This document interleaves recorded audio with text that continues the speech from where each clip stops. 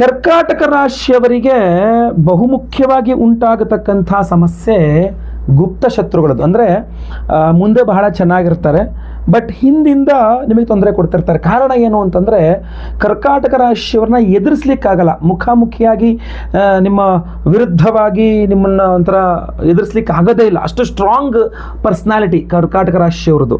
So ಹಂಗೆ ಎದುರಿಸ್ಲಿಕ್ಕೆ ಆಗದೋದಾಗ ಏನು ಮಾಡಬೇಕು? ಬೆನ್ನ ಹಿಂದೆ ನಿಮಗೆ ಚೂರಿ ಆಗ್ತಕ್ಕಂಥ ಕೆಲಸವನ್ನೇ ಮಾಡ್ತಾರೆ. ಸೊ ಕರ್ಕಾಟಕ ರಾಶಿಯವರಿಗೆ ಗುಪ್ತ ಶತ್ರುಗಳು, ರಹಸ್ಯಮಯವಾದ ಶತ್ರುಗಳು, ಮುಂದೊಂದು ಹಿಂದೊಂದು ಮಾಡ್ತಕ್ಕಂಥವರ ಸಂಖ್ಯೆ ತೀರಾ ಜಾಸ್ತಿ ಇರುತ್ತೆ. ಎದುರಿ ಸಂಖ್ಯೆ ಶತ್ರುಗಳ ಸಂಖ್ಯೆಗಿನ್ನ ಆ ಸಂಖ್ಯೆ ಬಹಳ ಜಾಸ್ತಿ ಇರುತ್ತೆ. ಸೊ ಆ ಥರ ಗುಪ್ತ ಶತ್ರುಗಳನ್ನು ನೀವು ಕರ್ಕಾಟಕ ರಾಶಿಯವರು ನಿಯಂತ್ರಿಸಬೇಕು, ಅಥವಾ ಯಾರು ಗುಪ್ತ ಶತ್ರುಗಳು ಅನ್ನೋದನ್ನ ಎಕ್ಸ್ಪೋಸ್ ಮಾಡಬೇಕು. ಅವ್ರನ್ನ ನೋಡು, ನೀನೇ ನನ್ನ ಶತ್ರು, ನಂಗೆ ಗೊತ್ತಾಯಿತು ಅಂತ ಅವ್ರು ಎಕ್ಸ್ಪೋಸ್ ಆಗಬೇಕು ಅನ್ನೋ ರೀತಿಯಲ್ಲಾದರೆ ಖಂಡಿತವಾಗಿ ನೀವು ಆರಾಧನೆ ಮಾಡಬೇಕಾಗಿರತಕ್ಕಂಥದ್ದು ಬಗಳಾಮುಖಿ ದೇವಿಯನ್ನು. ಯಾವ ಕರ್ಕಾಟಕ ರಾಶಿಯವರು ಬಗಳಾಮುಖಿ ಆರಾಧನೆ ಮಾಡ್ತಾರೋ ಅವರ ಗುಪ್ತ ಶತ್ರುಗಳು ಹೊರಬರ್ತಾರೆ, ಸಿಗಾಕೊಳ್ತಾರೆ. ಅಷ್ಟೇ ಅಲ್ಲ, ಬಹಳ ಮುಖ್ಯವಾಗಿ ಕುಟುಂಬದ ವಿರುದ್ಧ ನಡೆಯುವಂತಹ ಗುಪ್ತ ವಿರೋಧ. ಈಗ ನೀವೊಬ್ಬರೇ ಅಲ್ಲ, ಈಗ ನೀವೊಬ್ಬರೇ ಟಾರ್ಗೆಟ್ ಆಗಿರಲ್ಲ, ನಿಮ್ಮ ಇಡೀ ಫ್ಯಾಮಿಲಿ ಟಾರ್ಗೆಟ್ ಆಗಿರುತ್ತೆ. ನಿಮ್ಮನ್ನು ಎದುರಿಸ್ಲಿಕ್ಕೆ ಆಗದಿರೋ ಏನು ಮಾಡ್ತಾರೆ, ನಿಮ್ಮ ಇಡೀ ಫ್ಯಾಮಿಲಿನ ಟಾರ್ಗೆಟ್ ಮಾಡ್ತಾರೆ. ಸೊ ಅದರಿಂದ ಅಂಥವರ ಎಲ್ಲ ಸಮಸ್ಯೆಗಳು ಸಹ ನಿವಾರಣೆ ಆಗಲಿದೆ. ಜೊತೆಗೆ ಆಸ್ತಿ ವಿವಾದಗಳು, ಪ್ರತಿಯೊಬ್ಬ ಕರ್ಕಾಟಕ ರಾಶಿಯವರಿಗೆ, ಯಾವ ಕರ್ಕಾಟಕ ರಾಶಿಯವರಿಗೆ ಪಿತ್ರಾರ್ಜಿತ ಆಸ್ತಿ ಇರ್ತದೋ, ಒಂದು ಅದು ಹಂಚಿಕೊಳ್ಳೇಬೇಕಾದ ಅನಿವಾರ್ಯತೆ ಇಲ್ಲದೆ ಇರುವಂಥ ಪರಿಸ್ಥಿತಿಯಿಂದ ಹಿಡಿದು ತುಂಬ ಹಂಚ್ಕೊಳ್ಳೇಬೇಕು, ನಮ್ಗೆ ಏನೋ ಒಂದು ಸ್ವಲ್ಪ ಸಿಗುತ್ತೆ ಅನ್ನೋ ತನಕ, ಯಾವ ಪ್ರಮಾಣದಲ್ಲಿ ಬೇಕಾರಾಗಿರಲಿ, ಪಿತ್ರಾರ್ಜಿತ ಆಸ್ತಿ ವಿಚಾರದ ಪ್ರಾಬ್ಲಮ್ ಇದ್ದೇ ಇರುತ್ತೆ ಕರ್ಕಾಟಕ ರಾಶಿಯವರಿಗೆ, ಸಾಮಾನ್ಯವಾಗಿ ಇದ್ದೇ ಇರುತ್ತೆ. ಸೊ ಆ ಥರ ಪಿತ್ರಾರ್ಜಿತ ಆಸ್ತಿ ಪಾಸ್ತಿ ಇತ್ಯಾದಿ ವಿವಾದಗಳಲ್ಲಿ ನೀವು ಸಿಲುಕೊಂಡಿದ್ದೀರಾ ಕರ್ಕಾಟಕ ರಾಶಿಯವರು ಅಂತ ಆದರೆ, ನಿಮಗೆ ಅನುಕೂಲ ಆಗಬೇಕು ಅಂದರೆ ಬಗಲಾಮುಖಿ ಆರಾಧನೆಯನ್ನು ಮಾಡಬೇಕು. ನೋಡಿ, ಗುಪ್ತ ಶತ್ರುಗಳು ನಿವಾರಣೆ, ಕುಟುಂಬದ ವಿಚಾರಗಳಿದ್ರೂ ಸಹ ಅಲ್ಲೂ ಕೂಡ ನಿಮ್ಮ ಕುಟುಂಬದವ್ರನ್ನ ಟಾರ್ಗೆಟ್ ಮಾಡುವಂಥವ್ರದ್ದು ಬಾಧೆ ನಿವಾರಣೆ ಆಗಬೇಕು. ಆಸ್ತಿ ಪಾಸ್ತಿ ವಿಚಾರದಲ್ಲಿ ಸಮಸ್ಯೆ ಇದ್ರೆ ಪರಿಹಾರ ಆಗಬೇಕು. ಜೊತೆಗೆ ದುಷ್ಟ ದೃಷ್ಟಿ ಅಂದರೆ ಕೆಟ್ಟ ದೃಷ್ಟಿ, ನಕಾರಾತ್ಮಕ ಶಕ್ತಿ, ನೆಗೆಟಿವ್ ಎನರ್ಜೀಸ್, ಕೆಟ್ಟ ಶಕ್ತಿ ಹಾಗೂ ನೆಗೆಟಿವ್ ಎನರ್ಜೀಸ್ ಅಂತಲೇ ಹೇಳ್ತೀವಲ್ಲ, ಹಾಗೂ ಕೆಟ್ಟ ದೃಷ್ಟಿ ಅಂತ ಹೇಳ್ತೀವಲ್ಲ, ಅದರಿಂದ ನಿಮಗೆ ಪರಿಹಾರ ಕೊಡ್ತಕ್ಕಂಥದ್ದು ಕರ್ಕಾಟಕ ರಾಶಿಯವರಿಗೆ ಇದೇ ಬಗಳಾಮುಖಿ ಅಮ್ಮನವರಾಗಿರ್ತದೆ. ಅಷ್ಟೇ ಅಲ್ಲ, ಬಹಳ ಮುಖ್ಯವಾಗಿ ಧೈರ್ಯ ವೃದ್ಧಿ, ಮನಸ್ಥೈರ್ಯ. ಕರ್ಕಾಟಕ ರಾಶಿಯವರಿಗೆ ಯಾವುದೇ ಕಾರಣಕ್ಕೂ ಮನಸ್ಥೈರ್ಯದ ಕೊರತೆನೇ ಇರೋದಿಲ್ಲ ಸಾಮಾನ್ಯವಾಗಿ. ಬಟ್ ಮೇಲಿಂದ ಮೇಲೆ ಒದೆಗಳು ಬೀಳ್ತಾನೆ ಇದೆ, ಎಲ್ಲ ವಿಚಾರಗಳಲ್ಲಿ ಸಮಸ್ಯೆ ಆಗ್ತಾನೇ ಇದೆ ಅಂತಂದಾಗ ಅನಿವಾರ್ಯ ಆಗಿಬಿಡುತ್ತೆ, ನಿಮಗೆ ಒಂಥರ ಕುಗ್ಗು ಹೋಗಿಬಿಡ್ತೀರ ಒಳಗಿಂದೊಳಗೆ. ಹೊರಗಿಂದ ತೋರಿಸ್ಕೊಳ್ಳೋದಾದ್ರೂ ಒಳಗಿಂದೊಳಗೆ ಕುಗ್ಗಿ ಹೋಗಿಬಿಡ್ತೀರ. ಈ ಹೊರಗೆ ತೋರಿಸ್ಕೊಳ್ಳದೆ ಒಳಗಿಂದೊಳಗೆ ಕುಗ್ಗಿ ಹೋಗುವಂಥದ್ದು ಇನ್ನೂ ದೊಡ್ಡ ಸಮಸ್ಯೆನೇ ನನ್ನ ಪ್ರಕಾರ. ಸೊ ಅದರಿಂದ ಅಲ್ಲಿಯೂ ಕೂಡ ಸಮಸ್ಯೆ ಆಗ್ತದೆ. ಇನ್ನೂ ಒಂದು ಹೇಳ್ತೇನೆ ನಾನು ನಿಮಗೆ, ನೀವು ಮಾಡುವ ಅಂದರೆ ಕರ್ಕಾಟಕ ರಾಶಿಯವರು ಮಾಡುವ ಉದ್ಯೋಗ ಹಾಗೂ ವ್ಯವಹಾರಗಳಲ್ಲಿ ನಿಮಗೆ ಒಂದು ಸ್ಥಿರತೆ ಬೇಕು, ಅಭಿವೃದ್ಧಿ ಬೇಕು ಅಂತಾದರೂ ಸಹ ಬಗಳಾಮುಖಿ ಆರಾಧನೆಯನ್ನು ಮಾಡಬೇಕು. ಯಾವ ಕರ್ಕಾಟಕ ರಾಶಿಯವರು ಬಗಳಾಮುಖಿ ಆರಾಧನೆ ಮಾಡ್ತಾರೋ ಇದೆಲ್ಲ ಈಗ ಹೇಳಿದ್ರೆ ಒಂದು 4-5-6 ಸಮಸ್ಯೆ ಹೇಳಿದ್ನಲ್ಲ, ಇದೆಲ್ಲ ಸಮಸ್ಯೆಗಳು ಪರಿಹಾರ ಮಾಡ್ತಕ್ಕಂಥ ಒಂದೇ ಒಂದು ದೇವಿ ಕರ್ಕಾಟಕ ರಾಶಿಯವರಿಗೆ ಬಗಳಾಮುಖಿ. ಹಾಗಾದರೆ ಅದನ್ನು ಯಾವ ರೀತಿಯಲ್ಲಿ ಆರಾಧನೆ ಮಾಡಿಕೊಳ್ಬೇಕು ಅದನ್ನು ಸಹ ಹೇಳ್ತೇನೆ ನಾನು ನಿಮಗೆ. ಬಗಲಾಮುಖಿ ಆರಾಧನೆ ಮಾಡಲಿಕ್ಕೆ ನಿಮಗೆ ಪ್ರಮುಖವಾಗಿ 4 ದ್ರವ್ಯಗಳು ಬೇಕು. 4 ದ್ರವ್ಯಗಳು ನಿಮ್ಮಲ್ಲಿದ್ದರೆ ಖಂಡಿತವಾಗಿ ನೀವು ಬಗಲಾಮುಖಿ ಆರಾಧನೆ ಮಾಡಬಹುದು. ಆ 4 ದ್ರವ್ಯಗಳಾದಂದರೆ, ಒಂದು ವೀಳ್ಯದೆಲೆ ಚೆನ್ನಾಗಿರಬೇಕು, ಯಾವುದು ಗಾಯ ಕಲೆ ಇತ್ಯಾದಿಗಳಾಗದೇ ಇರತಕ್ಕಂಥ ಚೆನ್ನಾಗಿರುವ ವೀಳ್ಯದೆಲೆ 2. ಆಮೇಲೆ ಕುಂಕುಮ, ಒರಿಜಿನಲ್ ಕುಂಕುಮ ಗೊತ್ತಾಯ್ತಲ್ವ, ಒಳ್ಳೆಯ ಒರಿಜಿನಲ್ ಕುಂಕುಮ ಒಂದು ಸ್ವಲ್ಪ. ನಂತರ ಒಂದು ಲಿಂಬೆ ಹಣ್ಣು ಹಾಗೂ ಕೆಂಪು ಬಣ್ಣದ ಹೂವು. ಇದು 4 ನಿಮಗೆ ಬೇಕು.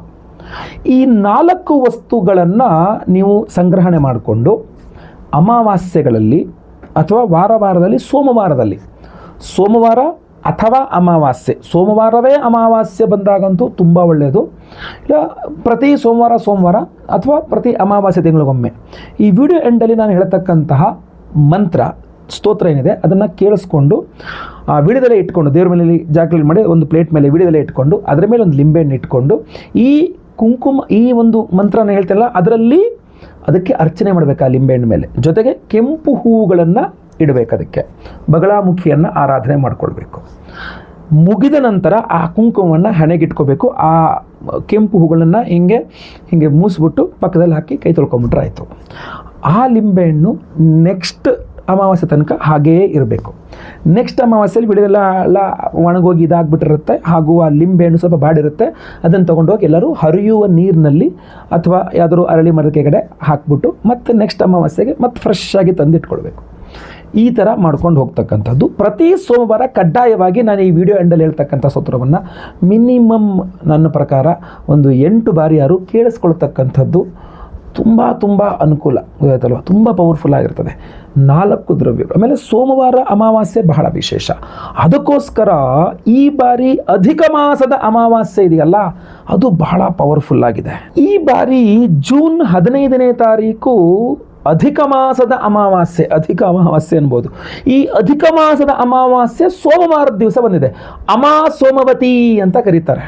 ಈ ಅಮಾವಾಸ್ಯೆ ಸೋಮವಾರ ಅಧಿಕ ಮಾಸದ ಅಧಿಕ ಜ್ಯೇಷ್ಠ ಅಮಾವಾಸ್ಯೆ ಸೋಮವಾರ ಜೂನ್ 15ನೇ ತಾರೀಕು ನಮ್ಮ ಯಾಗಶಾಲೆಯಲ್ಲಿ ಬಹಳ ವಿಶೇಷವಾಗಿರತಕ್ಕಂಥ ಪವರ್ಫುಲ್ ಆದ ಬಗಲಾಮುಖಿ ಹೋಮವನ್ನೇ ಮಾಡ್ತಾ ಇದ್ದೇವೆ.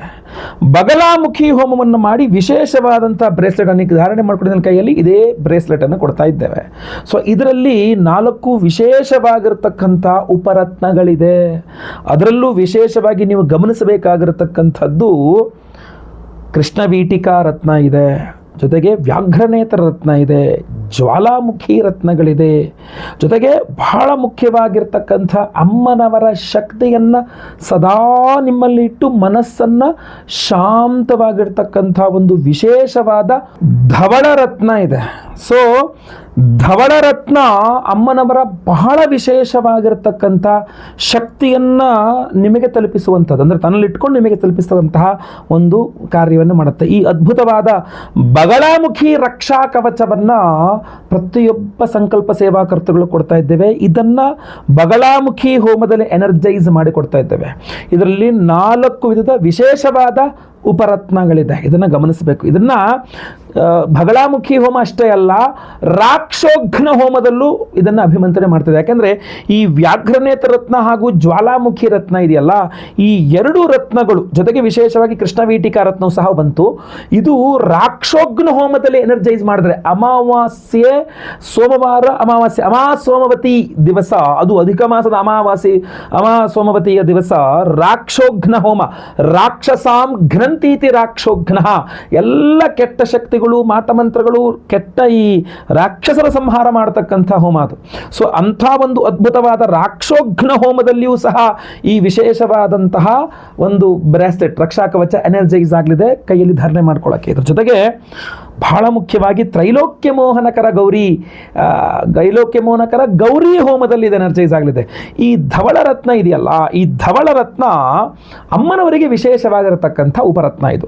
ಅದರಿಂದ ಬಕಲಾಮುಖಿ ಹೋಮದಲ್ಲೂ ಎನರ್ಜೈಸ್ ಆಗುತ್ತೆ, ಜೊತೆಗೆ ತ್ರೈಲೋಕ್ಯ ಮೋಹನಕರ ಗೌರಿ ಹೋಮದಲ್ಲೂ ಎನರ್ಜೈಸ್ ಆಗುತ್ತೆ. ಎಲ್ಲರನ್ನೂ ನಿಮ್ಮತ್ತ ಸೆಳೆಯುವ ಅದ್ಭುತ ಶಕ್ತಿಯನ್ನು ತ್ರೈಲೋಕ್ಯ ಮೋಹನಕರ ಗೌರಿ ಮಂತ್ರ ಖಂಡಿತವಾಗಿ ಕೊಡಲಿದೆ. ಅದ್ರ ಬಗ್ಗೆ ಸಹ ನಿಮಗೆ ತಿಳಿಸ್ತಾನೆ. ಇದ್ರ ಜೊತೆಗೆ ಸ್ವಯಂವರ ಪಾರ್ವತಿ, ಅವಿವಾಹಿತರಿಗೆ ವಿವಾಹ ಸಿದ್ಧಿ ಆಗಬೇಕು, ವಿವಾಹಿತರಿಗೆ ಅನ್ಯೋನ್ಯ ಸುಖ ದಾಂಪತ್ಯ ಯೋಜನೆ ಸಿಗಬೇಕು. ಇಷ್ಟೆಲ್ಲ ಪವರ್ಫುಲ್ ಆಗಿರತಕ್ಕಂಥ ಹೋಮಗಳು, ಗುರು ಶಾಂತಿ, ಶನಿ ಶಾಂತಿ, ಮಹಾನವಗ್ರಹ ಶಾಂತಿ ಹೋಮಗಳನ್ನು ಮಾಡಿ ಈ ವಿಶೇಷವಾದ ಬಗಲಾಮುಖಿ ರಕ್ಷಾ ಕವಚವನ್ನು ಪ್ರತಿಯೊಬ್ಬರಿಗೂ ಸಹ ನಿಮಗೆ ಕೊಡ್ತಾ ಇದ್ದೇವೆ. ಸಂಕಲ್ಪ ಸೇವೆಗೆ ಹೆಸರು ಕೊಡೋರು ಸ್ಕ್ರೀನ್ ಮೇಲೆ ಕಾಣುವಂಥ ನಂಬರ್ಗೆ ನಿಮ್ಮ ಹೆಸರು, ಗೋತ್ರ ಗೊತ್ತಿದ್ರೆ, ನಕ್ಷತ್ರ ಗೊತ್ತಿದ್ರೆ, ರಾಶಿ ಗೊತ್ತಿದ್ರೆ ಹಾಗೂ ನಿಮ್ಮ ವಿಳಾಸ, ಹೆಸರು ವಿಳಾಸ ಗೊತ್ತೇ ಇರುತ್ತೆ. ಸೊ ದಯವಿಟ್ಟು ಬೇಗ ವಾಟ್ಸಪ್ ಮಾಡ್ಕೊಳ್ಳಿ. ಅವತ್ತಿನ ದಿವಸ ಜೂನ್ 15ನೇ ತಾರೀಕು ಸೋಮವಾರ ಬೆಳಗ್ಗೆ ಲೈವಲ್ಲಿ ನಾನೇ ನಿಮ್ಮ ಹೆಸರು ಸಂಕಲ್ಪ ಮಾಡ್ತೇನೆ. ಬಗಲಾಮುಖಿ ಹೋಮ, ರಾಕ್ಷೋಘ್ನ ಹೋಮ, ತ್ರೈಲೋಕ್ಯ ಮೋಹನಕರ ಗೌರಿ ಹೋಮ, ಸ್ವಯಂವರ ಪಾರ್ವತಿ ಹೋಮ, ಗುರು ಶಾಂತಿ, ಶನಿ ಶಾಂತಿ, ನವಗ್ರಹ ಶಾಂತಿ ಹೋಮಗಳೆಲ್ಲದೂ ಸಹ ಲೈವಲ್ಲಿ ನೀವು ನೋಡ್ತೀರಾ. ಎಲ್ಲ ಹೋಮಗಳ ಭಸ್ಮ ಹಾಗೂ ಕುಂಕುಮಾರ್ಚನೆ, ಕುಂಕುಮ ಪ್ರಸಾದ ಸಹಿತ ವಿಶೇಷವಾದ ಬಗಲಾಮುಖಿ ರಕ್ಷಾ ಕವಚ ಬ್ರೇಸ್ಲೆಟ್ ಪ್ರತಿಯೊಬ್ಬ ಸಂಕಲ್ಪ ಸೇವಾಕರ್ತಗಳು ಕೊಡ್ತಾ ಇದ್ದೇವೆ. ಒಂದು ಸಂಕಲ್ಪ ಸೇವೆಗೆ ಒಂದು ಬ್ರೇಸ್ಲೆಟ್ ಕೊಡ್ತಾ ಇದ್ದೇವೆ. ಪ್ರತಿಯೊಬ್ಬರು ಸಹ ನಿಮ್ಮ ಬಲಗೈಯಲ್ಲೂ ಸಹ ಇದನ್ನು ಧಾರಣೆ ಮಾಡಿಕೊಳ್ಳಬಹುದಾಗಿರ್ತದೆ, ಅಥವಾ ನಿಮಗೆ ಅನುಕೂಲವಾಗುವ ರೀತಿಯಲ್ಲಿ ಎಡಗೈಯಲ್ಲಿ ಕೂಡ ಇದನ್ನು ಧಾರಣೆ ಮಾಡಿಕೊಳ್ಬೇಕಾಗಿರ್ತದೆ, ಮಾಡ್ಕೊಳ್ಬಹುದು.